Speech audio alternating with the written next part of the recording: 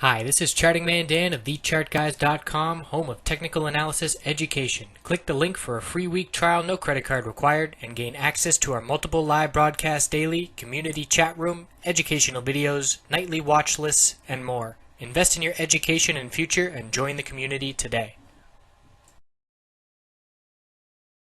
Looking at Apple on the daily and weekly time frame, and Apple comparatively held up well today in the face of a very bearish day.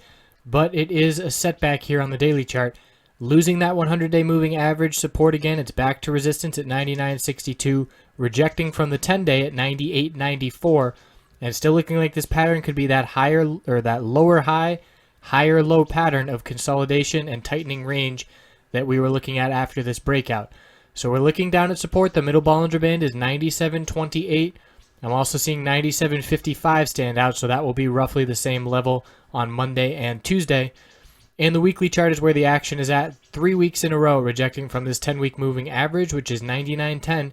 And obviously, if the price can't get over it, the more it drops, the more the price is going to drop with it. So next week, that will open up in the upper $98 range. And if we head down, lose the middle Bollinger Band, we're looking at the low of this consolidation, 96.63. So I'm still anticipating this equilibrium pattern to form. Higher lows, lower highs, tightening range, and we will see a clear break. And that will likely occur towards the end of next week or early the following week. Still needs a few days to, I think, pull back, bounce off the middle Bollinger Band support, come back up to the $99 area, and then we will take it from there. So that is what we're looking at on Apple.